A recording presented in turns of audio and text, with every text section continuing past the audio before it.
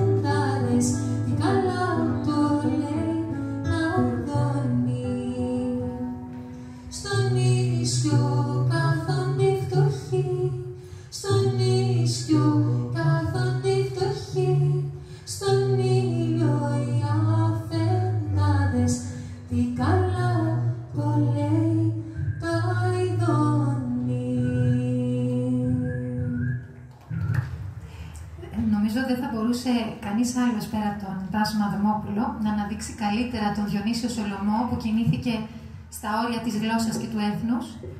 Έτσι λοιπόν ο Τάσος ως άξιος συνεχιστής του Σολομού συνθέτει κείμενα, συνθέτει ποίηματα, συνθέτει στίχους που βασίζονται σε ρυθμικά και μετρικά στην παράδοση, σε μοτίβα δημόδους τραγουδιού. Και μας κερνάει πάντα, όπως κάθε φορά, τη ζωή και την τέχνη. Την τέχνη της ποίησης και την τέχνη της ζωής. Και σε ευχαριστούμε γι' αυτό. Ταπεινή συνέχιστες. Ταπεινή.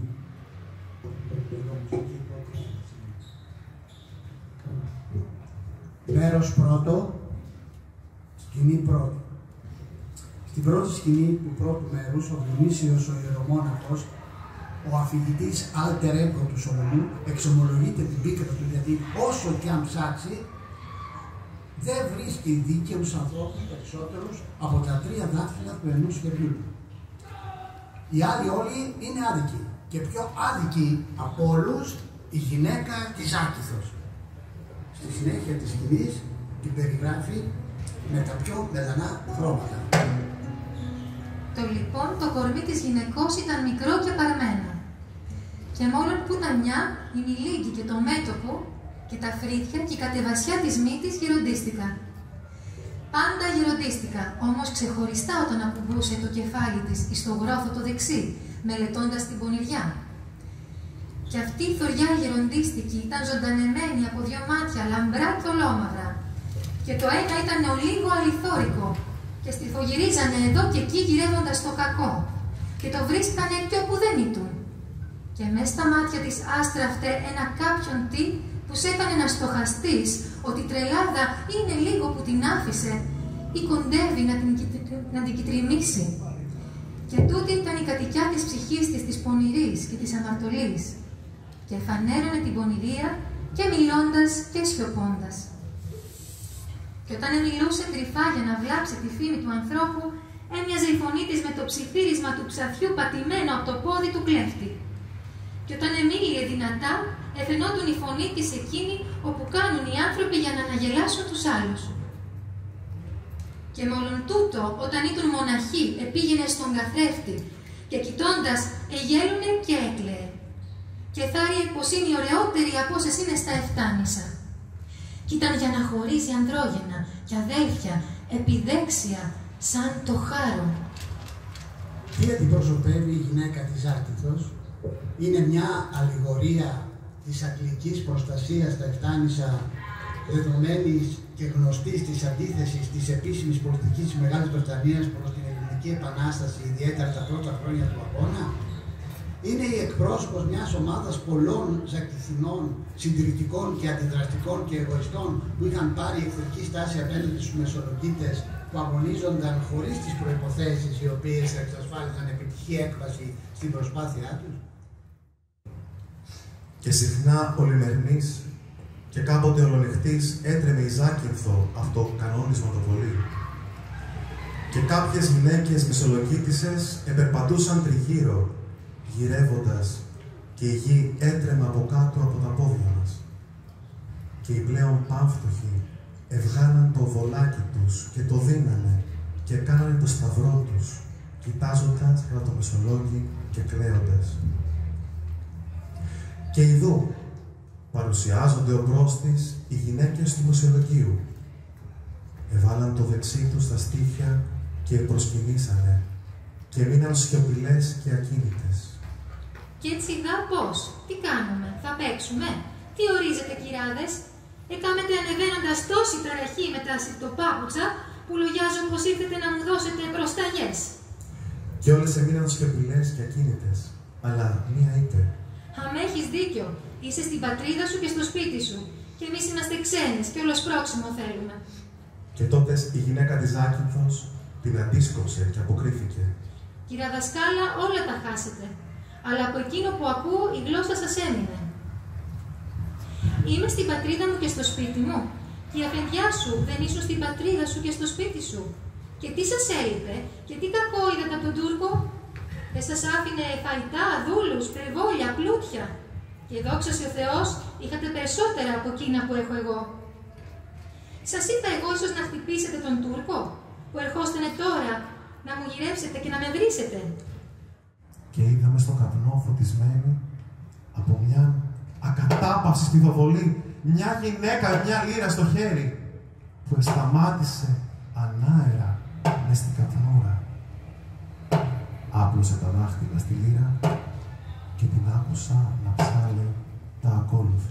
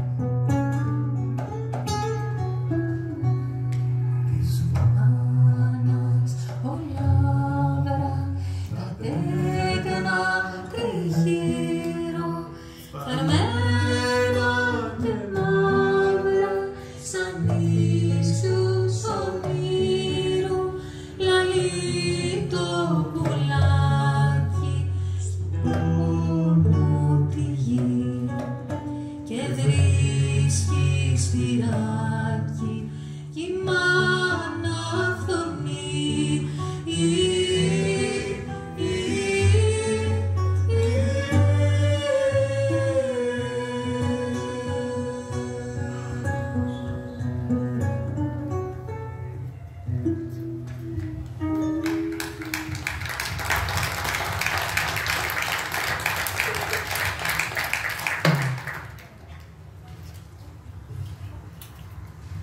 Και ό,τι είχε αποτελειωμένα τα λόγια της η Θεά, οι δικοί μας έκανανε φοβερές φωνές για την νίκη που έκανανε. Και οι δικοί μας και όλα μου έγιναν άφατα. Και τα σωπικά μου πάλι φοβερά εταραχθήκανε και μου φάνηκε πως εκουφάθηκα και στραβώθηκα. Και σε λίγο είδα μπρος μου τη γριούλα που μου έλεγε: «Δόξα σου ο Θεός, ιερομόναχε, πως κάτι σου ήρθε. Σε έκραζα, σε κούνια και δεν άκουγες τίποτα. Και τα μάτια σου εσταμάτιζαν στον αέρα, ενώ τώρα στα στερνά η γη σε σκυρτούσε σαν το χόχλο στο νερό που αναβράζει. Τώρα ότι έπαψε που τελειώσαν τα κεράκια και το λιβάνι. Λες οι δικοί μας να κερδέσανε». Και κίνησα με το χάρο μες στην καρδιά μου να φύγω. Και η γριούλα, έπειτα που φίλησε το χέρι, κάνοντας μια μετάνοια, είπε: «Και τι παγωμένο που είναι το χέρι σου». Και κοίταξα τριγύρω και δεν έβλεπα τίποτες. Και είπα: «Ο Κύριος δεν θέλει να είδω άλλο». Και κοιτάζοντας το πρόσωπο όπου ήταν οι πλάτες μου, εξεκίνησα για να πάω στον Άι Λίπιο. Δεν τα είδε στο πρώτο όραμα ο ιερομόναχος, τα είδε σε εισαγωγικά όμως στο ποιητικό του όραμα ο Σολομός και μας τα δείχνει και μας στο κορυφαίο του έργο του Αδελφούς. Γιατί τα μάτια του δεν είδαν τόπο ενδοξότερον από τούτο το αλωνάκι. Το αλωνάκι και οι υπερασπιστές του ανάγονται από τον ποιητή σε σύμβολα στους στοχασμούς του. Η μικρή γη έως τότε δίχως δόξα, δίχως όνομα, δια μιας υψώνεται εις το άκρο της δόξας, πρώτα με το να σηκωθεί και έπειτα με το να βασταχθεί, αποκρούοντας πολλές δυνάμεις. Κοίταξε να σχηματίσεις βαθμιδών ως σαν μία αναβάθρα από δυσκολίες, τις οποίες θα υπερβούν εκείνοι οι μεγάλοι, με όσα οι αίσθησες απορροφούν από τα εξωτερικά, τα οποία ή τους τραβούν με τα κάλλη τους, ή τους βιάζουν με την ανάγκη και με τον πόνο έως την βεβαιότητα του θανάτου. Πάρε και σύμπηξε δυνατά μια πνευματική δύναμη και καταμέρισε την εις τόσους χαρακτήρες ανδρών και γυναικών, εις τους οποίους να ανταποκρίνονται επράκτος τα πάντα. Και σκέψου την ισοζυγία των δυνάμεων μεταξύ ανδρών και γυναικών. Εκείνοι να αισθάνονται όλα και ας νικάνε όλα με την ουσία έξυπνη, ενεργητική, ετούτες ας νικάνε και αυτές, αλλά ως σαν γυναίκες, με την ουσία παθητική. Μέρος δεύτερο, σκηνή πρώτη, στο Μεσολόγιο, η φύση πολιορκητής.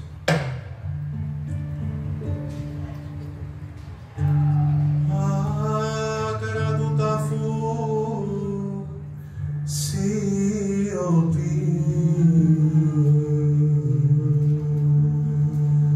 στον κάμπο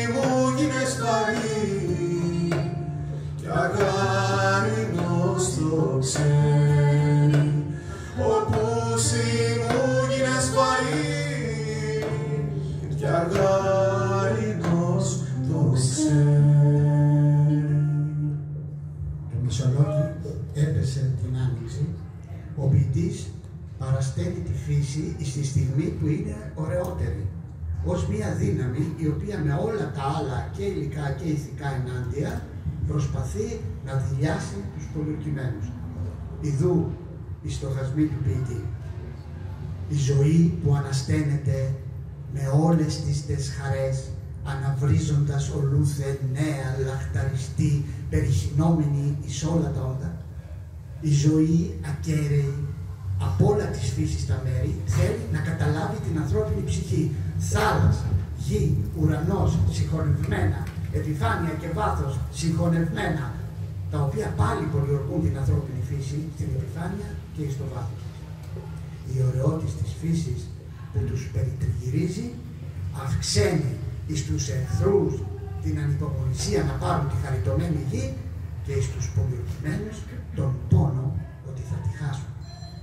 Ο Απρίλης με τον έρωτα χορεύουν και γελούνε, κι ως άνθια βγαίνουν και καρποί, τος άρματα σε κλειούνε. Λευκό βουνάκι πρόβατα, κινούμενο βελάζει, και μες στη θάλασσα βαθιά ξαναπετιέται πάλι, κι ολόλευκο εσύσμιξε με του ουρανού τα κάλλη, και μες της λίμνης τα νερά οπέφθασε μασκούδα, έπαιξε με τον ίσκιο της γαλάζια πεταλούδα, που ευώδιασε τον ύπνο της μέσα στον άγριο κρίνο. Το σκουλικάκι βρίσκεται σ' ώρα γλυκιά και εκείνο. Μάγεμα η φύσης κι όνειρο, στην ομορφιά και χάρη, η μαύρη πέτρα ολόχρηση και το ξερό χορτάρι. Με 1000 βρύσες χύνεται, με 1000 γλώσσες κρέμει. Όποιος πεθάνει σήμερα, 1000 φορές πεθαίνει. Τρέμει ψυχή και ξαστοχά γλυκά τον εαυτό της. Δυο φίλοι από μακριά παρακολουθούν τις γυναίκες, τις μάνες τους, τις κυράδες τους, τις κόρες τους, τις αγαπητικές τους και θαυμάζουν τη δύναμη τους. Σκηνή δεύτερη, η δύναμη των γυναικών. Κρυφή χαρά στράψε σε σένα. Κάτι καλό για νου σου. Να το ξεμυστηρευτείς, θες τα αδερφοποιητούς σου. Ψυχή μεγάλη και γλυκιά, με τα χαράς το λέω. Θαυμάζω τις γυναίκες μας και στο όνομά τους μνέω. Εφοβήθηκα κάποτε μη δειλιάσουν και τις επαρατήρησα αδιάκοπα. Για η δύναμη δεν είναι σε αυτές ίσια με τ' άλλα δώρα. Απόψε, ενώ είχαν τα παράθυρα ανοιχτά για τη δροσιά, μια από αυτές, η νεότερη, επήγε να τα κλείσει, αλλά μια άλλη της είπε: «Όχι, παιδί μου. Άφησε να μπει μυρωδιά από τα φαγητά. Είναι χρία να συνηθίσουμε. Μεγάλο πράγμα η υπομονή. Αχ, μας την έπεμψε ο Θεός. Κλήθη θησαυρούς και εκείνη. Εμείς πρέπει να έχουμε υπομονή, κι αν έρχονταν οι μυρωδιές. Από όσα δίνει η θάλασσα, από όσα η γη, ο αέρας». Κι έτσι, λέγοντας, αιματά άνοιξε το παράθυρο και η πολλή μυρωδιά των αρωμάτων εχινόταν μέσα και γιόμιζε το δωμάτιο. Και η πρώτη είπε: «Και το αεράκι μας πολεμάει». Μια άλλη έστεκε σημά εις το ετοιμοθάνατο παιδί της. Κι άφησε το χέρι του παιδιού και σώπασε λιγάκι. Κι άλλη μια, χαμογελώντας, εδιηγήθη τα χιονιά των ηρών της. Κι όλες εφώναξαν μαζί και είπαν πως είδαν ένα. Κι όταν αποφάσισαν μαζί να πούν τα μοίρατά τους, είπαν να ειδώ τη γνώμη τους, την υποφαντασιά τους. Και μία είπε: Μου αφαινόταν ότι όλοι εμείς, άντρες και γυναίκες και παιδιά και γέροι, είμαστε ποτάμια, πια μικρά, πια μεγάλα και τρέχαμε ανάμεσα εις τόπους φωτεινούς, εις τόπους σκοτεινούς, σε λαγκάδια, σε γκρεμούς, απάνω, κάτω, και έπειτα έφταναμε μαζί στη θάλασσα με πολύ ορμή. Και μες στη θάλασσα γλυκά βαστούσαν τα νερά μας. Και μια δεύτερη είπε: Εγώ δάφνες, και εγώ φως, και εγώ σκοτιά μια όμορφη, βαστράφταν τα μαλλιά της. Και αφού όλες διηγήθηκαν τα μοίρατά τους, εκείνη όπου είχε το παιδί τιμοθάνατο, είπε: Είδες, και εις τα ονείρατα ομογνωμούμε. καθώς στη θέληση και σε όλα τα άλλα έργα. Και όλες οι άλλες συμφώνησαν και τριγύρισαν με αγάπη το παιδί της, που είχε ξεψυχήσει.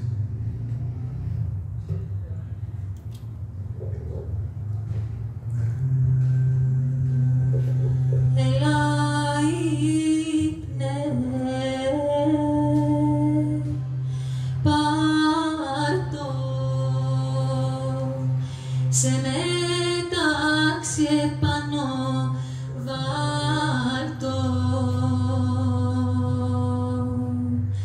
σιγά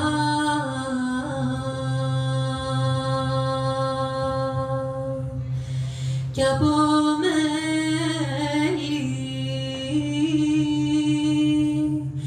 γάλα να το σκάλα πλατιά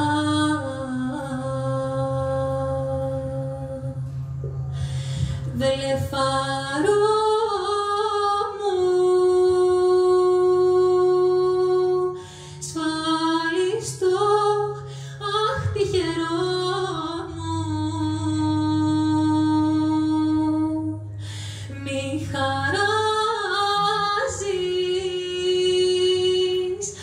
άστρο της αυγής μη μου τρομάζεις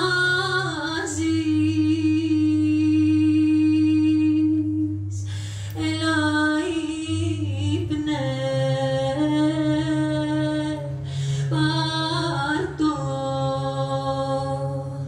σε μετάξι επάνω βάλ' το σιγά. Ιδού αυτές οι γυναίκες φέρνονται θαυμαστά. Ιδού αυτές οι γυναίκες φέρνονται θαυμαστά.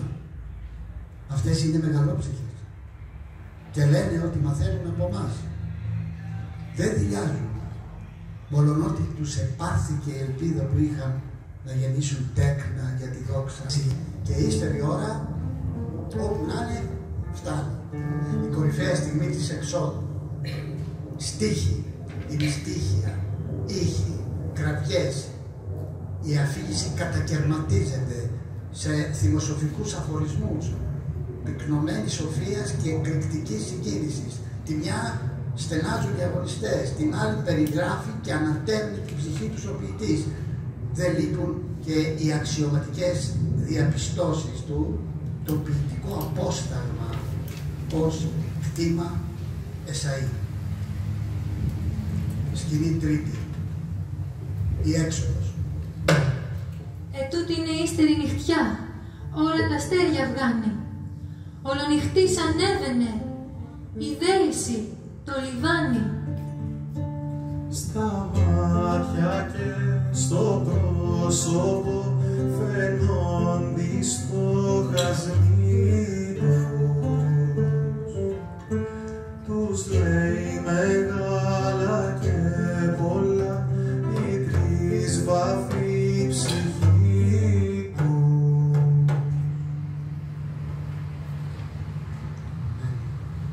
Είναι έτοιμα στην άσπρη πλημμύρα των αρμάτων, δρόμο να σκίσουν τα σπαθιά και ελεύθεροι να μείνουν. Εκείθε με τους αδελφούς, εδόθε με το χάρο. Μένουν οι μάρτυρες με τα μάτια προσιλωμένα στην Ανατολή, να φέξει για να βγούνε στο γιουρούσι και η φοβερή αυγή. Μνήστητη, Κύριε, είναι κοντά, μνήστητη, Κύριε, εφάνει. Αγάπη και ρωτάς καλούν, τα σπλάχνα τους τεινάζουν. Τα σπλάχνα τους κι η θάλασσα ποτέ δεν ησυχάζουν. Η δύναμή σου πέλαγο και η θέλησή μου βράχος. Έπαυσαν τα φιλιά στη γη. Στα στήθια και στο πρόσωπο, στα χέρια και στα πόδια. Αηδονολάλη εστήθος μου πριν το σπαθί σε σχίσει. Μια φούχτα χώμα να κρατώ. κρατώ και να σωθώ με εκείνο. Γλυκιά και ελεύθερη ψυχή σαν να ήτανε βγαλμένη κι υψώνανε χαμόγελο την όψη τη θερμένη. Αναπιάσαντι Γάλλου νους, Βόλη Τουρκιάς, το Πάγκλου. Έλα εγώ μεγαλήμονο βαρύ το καρυβάκι, φως που πατεί χαρούμενο τον άδει και το χάρο.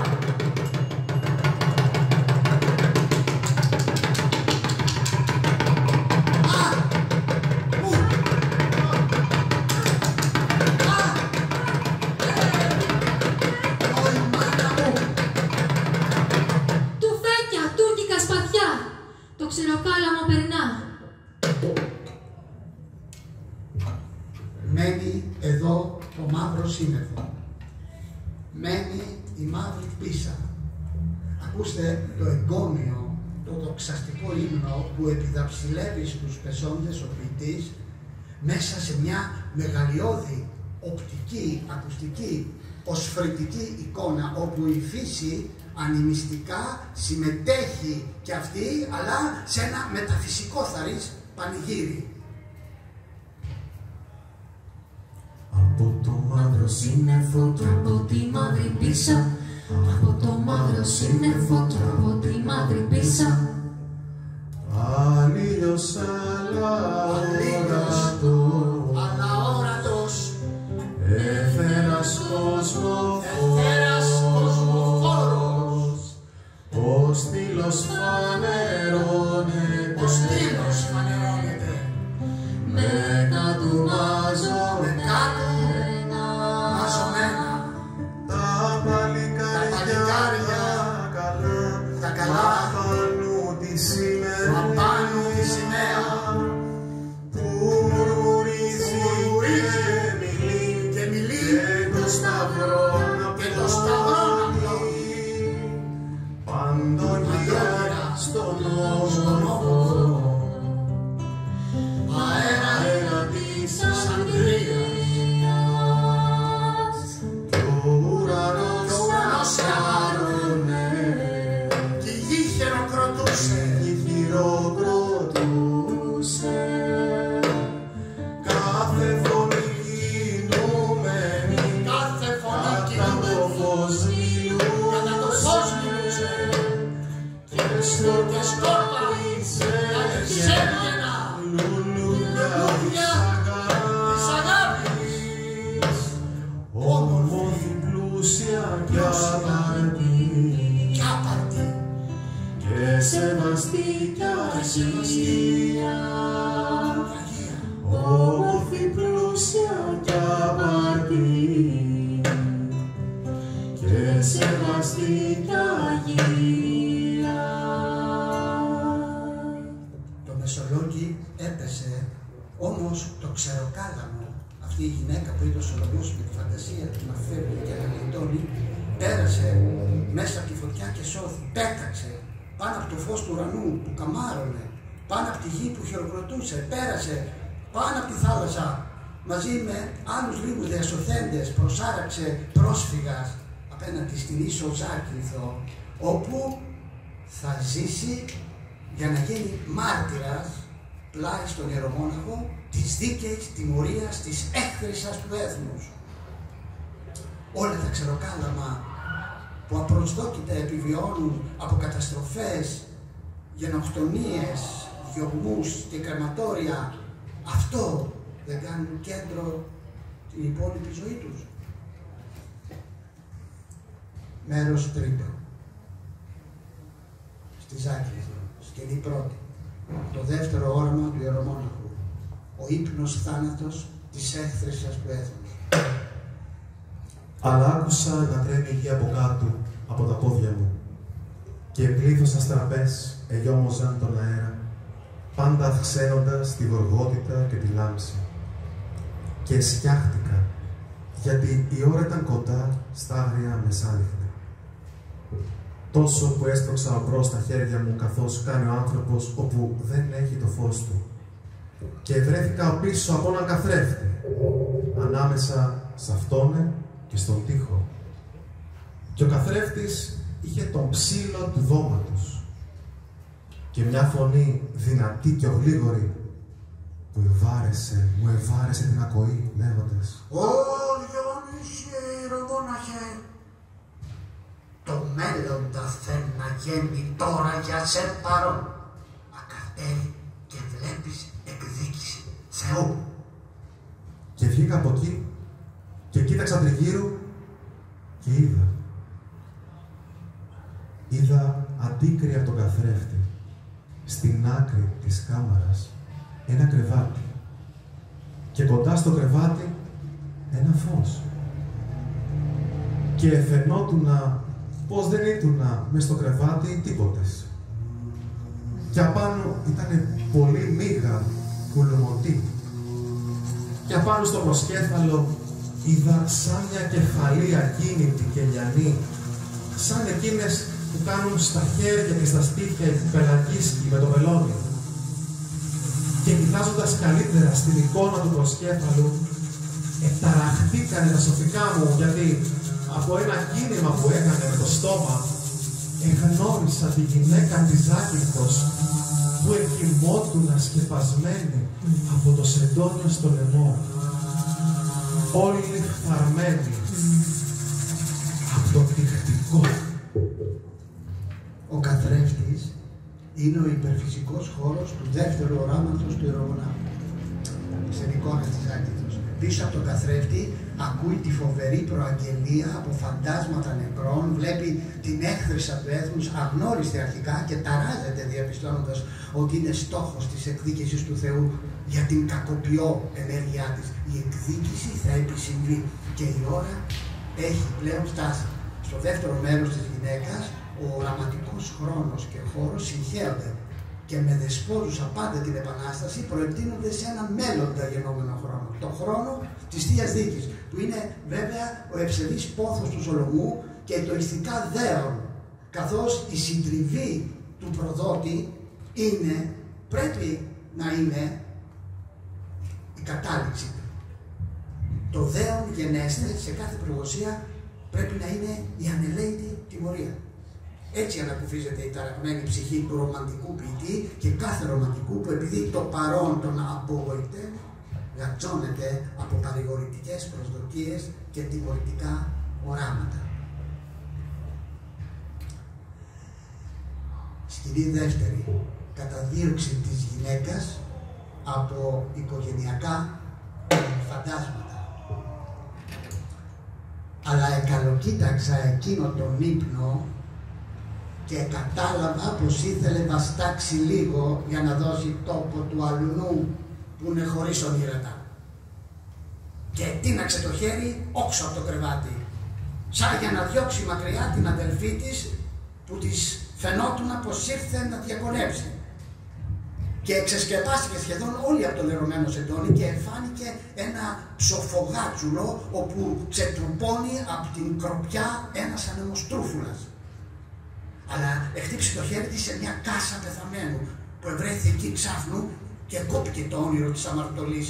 Και άνοιξε τα μάτια της και βλέποντας την κάσα ανατρίχιασε γιατί εσκιάχτηκε μη τη βάλανε εκεί στοχάζοντάς την πεθαμένη. Και ετοιμαζόταν να φωνάξει δυνατά για να δείξει πως δεν επέθανε, αλλά ιδού προβαίνει από την κάσα μια κεφαλή γυναίκα φθαρμένη και αυτή από το τυχτικό που αγκαλά και πλέον ηλικιωμένη πολύ της έμοιαζε. Πηδάει στα ζευγιά του κρεβατιού, αλλά χτύπησε τη μούρη της σε μια άλλη κάσα. Και όξω από αυτή ένα κεφάλι γέρου, που ήταν ο γέρος που εγνώριζα. Και έτσι εγνώρισα ότι έμελε της γυναικός βρεθεί πριν ξεψυχήσει ανάμεσα στον πατέρα της και τη μάνα της και τη θυγατέρα της. Και η μάνα της, χωρίς να κοιτάξει από τη θύρα, χωρίς να κοιτάξει τη θυγατέρα της, χωρίς να κοιτάξει κανέναν, αρχίνησε. Τούτη τη στιγμή το μάτι και το αυτί του παιδιού σου σε παραμονεύει από την κλειδονότυπα και σε απομακραίνει, γιατί σκιάζεται το κακό σου. Και έτσι έκαμες κι εσύ με με. Για τούτο σου δώσα την κατάρα μου γονατισμένη και ξέφλεκη εις την πίκρα της ψυχής μου, όταν ασήμεναν όλες οι εκκλησίες την ημέρα του Πάσχα. Στην ξανάδωσα μια ώρα πριν ξεψυχήσω και τώρα στην ξαναδίνω, κακό και ανάποδο θηλυκό. Και η τρίτυπλη κατάρα θέλει είναι αληθινή και ενεργητική στο κορμί σου και στην ψυχή σου, καθώς είναι αληθινά και ενεργητικά στον φαινούμενο και στον αόρατο κόσμο τα τρία πρόσωπα της Αγίας Τριάδας. Έτσι λέοντας, έβγαλε ένα ζωνάρι που ήταν του αντρός της, το χουχούλησε 3 φορές και το πέταξε μέσα στα μούτρα της. Και ο γέρος ανασηκώθηκε μες στην κάσα του. Ασήκωσε το δάκτυλο κατά τη θυγατέρα του και τράβηξε την κατάρα του.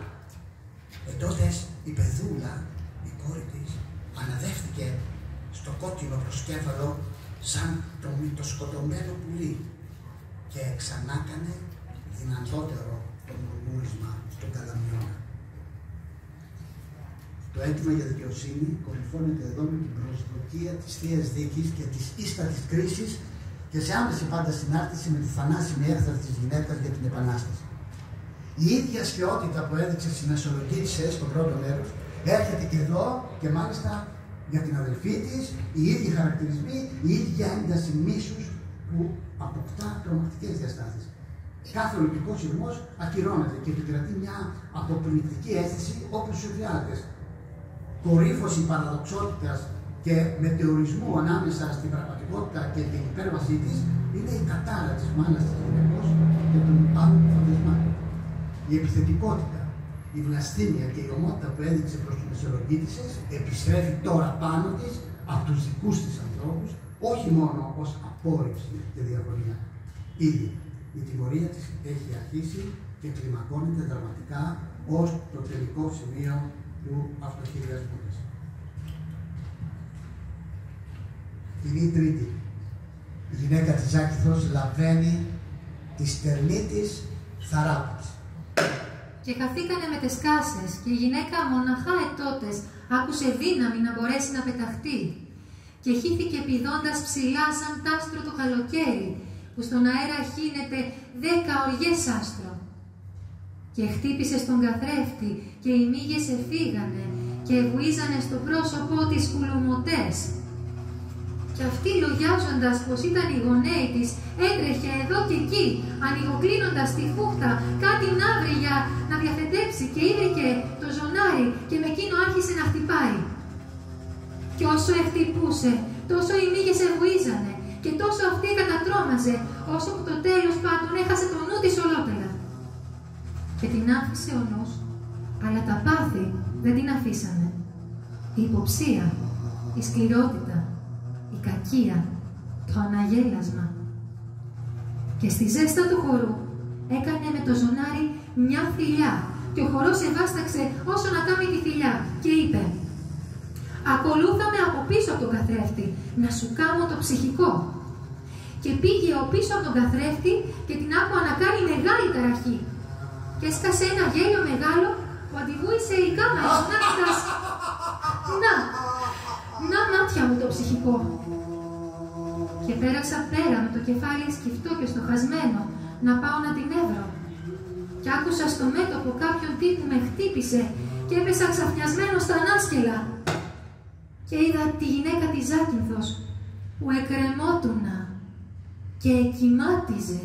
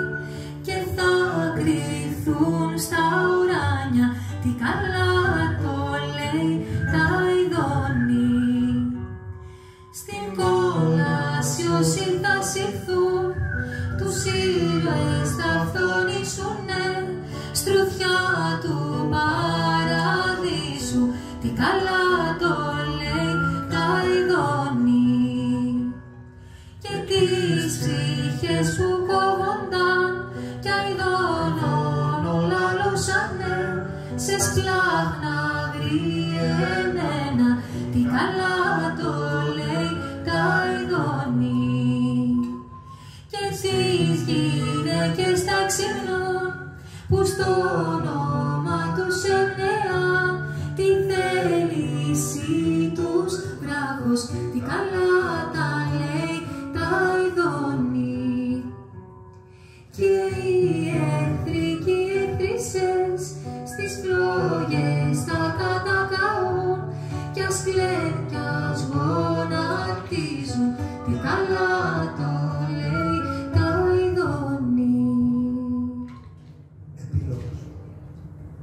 Το 1827, στο εγκόμιο του Φόσκολου που απήγγειλε για το θάνατό του στη Μητρόπολη της Ζακύνθου ο Σολομός, επικαλείται τον ηθικό στόχο της οργής του Φόσκολου, που φλογισμένος από τίμιο ζήλο, άμα είδε την Ιταλία να παραπατά, τη μαστίγωσε, αποκαλύπτοντας σε κάθε περίσταση την αλήθεια θαρετά, όταν οι άλλοι προτιμούσαν να την αποσιωπούν είτε από φυσική δειλία, είτε από αξιοκατάκριτη αδιαφορία, είτε από αχρειότατη αργυρολογία. Ίσως λοιπόν και ο δικός μας ο Σολομός ήθελε με τη γυναίκα της Ζάκυνθος να αρθρώσει ένα λόγο τιμωρό για την πολιτική κατάσταση της δικής του πατρίδας, θέτοντας τη δική του οργή στη δούλεψη της δικαιοσύνης, όπως την είχε κάνει άλλοτε το μεγαλύτερο των ποιητών, ο Δάντης. Το Φεβρουάριο του 1942, ο Νάνης Παναγιωτόπουλος, σε επιστολή του ευχαριστεί τον Γιώργο Σεφέρη, που του είχε μιλήσει για τη γυναίκα της Ζάκυνθος και τον είχε παρακινήσει να τη διαβάσει, γράφει: «Δεν φαντάζεσαι τι αποκάλυψη είναι για μένα αυτό το έργο. Από το πρώτο διάβασμα η εντύπωσή μου ήταν μεγάλη και συγκεκριμένη. Στο τέλος της ανάγνωσης βρέθηκα ακριβώς στην ίδια ψυχική κατάσταση που αισθάνθηκα ένα δειλινό του Απρίλη του 1937 στο Παρίσι, βγαίνοντας από το εργαστήρι του Πικάσο. Είχα δει την Guernica. Επί 3 ώρες παρακολουθούσα με δέος αυτόν τον πυγμαίο που δούλευε σαν Θεός. Έχινε με δύναμη την τιτάνια οργή του για την αδικία που οι μεγάλοι είχαν κάνει στον τόπο του». Κοίταζε διάφορες μακέτες που στα μάτια μου δεν έδειχναν τίποτε το κοινό με τον πίνακα που δούλευε, αλλά έβλεπε κι άλλα έκανε.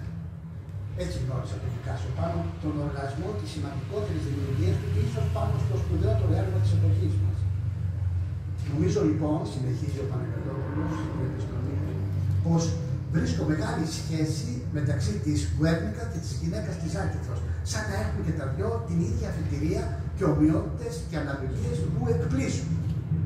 Ο παραλληλισμός γίνεται ορμηρός και μας ευνηδιάζει, όμως είναι αποκαλυπτικός της κινητήριας δύναμης της καλλιτεχνικής δημιουργίας που είναι η οργή.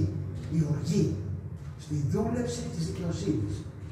Είναι εξάλλου και μια επιταγή του καλλιτέχνη που εμφορείται από τα ιδανικά του ρομαντισμού. Ή μήπως δεν είναι οργής τόπος ο πυκνότατος πολιτικός στίχος του τρίτου σχεδιάσματος των ελεύθερων πολιορκημένων που ακούσαμε λίγο πριν? «Αραπιάς άτι, Γάλλου νους».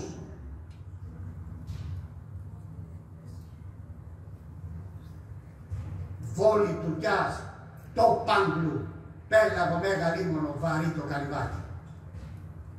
Η δίκαιη λύρα του Σολομού τη διαβασόμουν. Πριν όμως διατρανώσει την αλήθεια μουσικά, το ποιητικό όργανο της δικαιοσύνης, δηλαδή η ανέμακτη αλλά το ίδιο θαλπιφόρο γκυλοτίνα της ποιητικής οργής, την έχει συμπτύξει ο στοχασμός του οξυδερκούς ρομαντικού. Για ακούστε. «Κάμε ώστε ο μικρός κύκλος», εννοεί το Μεσολόγιο, μέσα στο οποίο κινιέται η προλογημένη πόλη, να ξεσκεπάζει στην ατμόσφαιρά του τα μεγαλύτερα συμφέροντα της Ελλάδας για την ειδική θέση όπου αξίζει τόσο για εκείνους όπου θέλουν να την αστάξουν, όσο και για εκείνους όπου θέλουν να την αρπάξουν, και για την ηθική θέση, για την ηθική θέση, τα μεγαλύτερα συμφέροντα της ανθρωπότητας, του ανθρώπου. Η υπόθεση δένεται με το παγκόσμιο σύστημα. Αυτά τα λέει το 1827.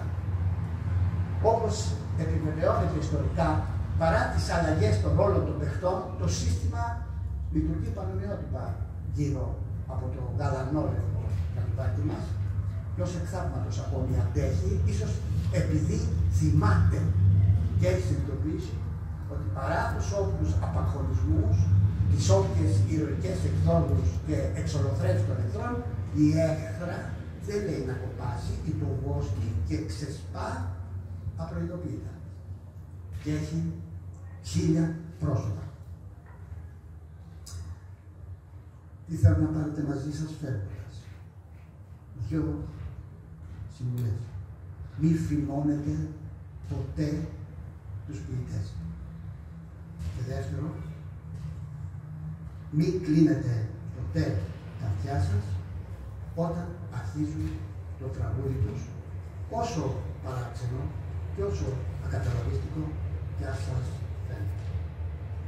Γιατί την ιστορία μας απόψε την είπε ένα αηδόνι.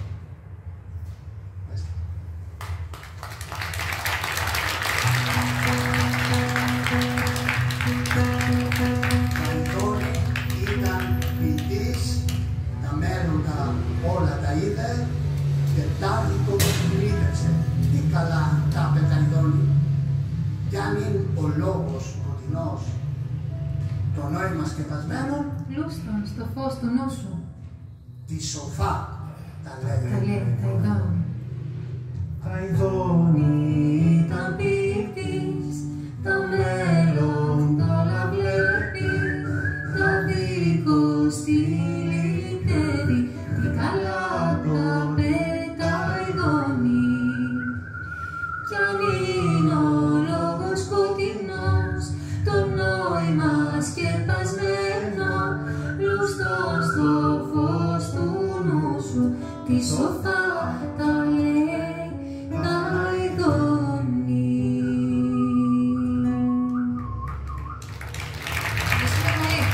Κυρία Μιχαήλ, Κουρομιτελάκη και Βασίλης Μπαράκος. Αναστάσης Μαδαμόπουλος.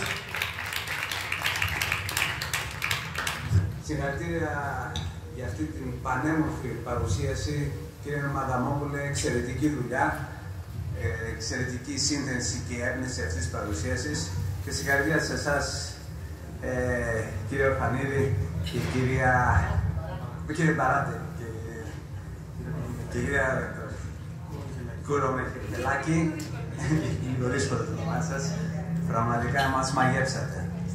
Είναι σημαντικό να εμφανίζονται, να γίνονται τέτοιες εκδηλώσεις, οι οποίες φέρνουν πραγματικά την υψηλή πίεση κοντά στον απλό κόσμο.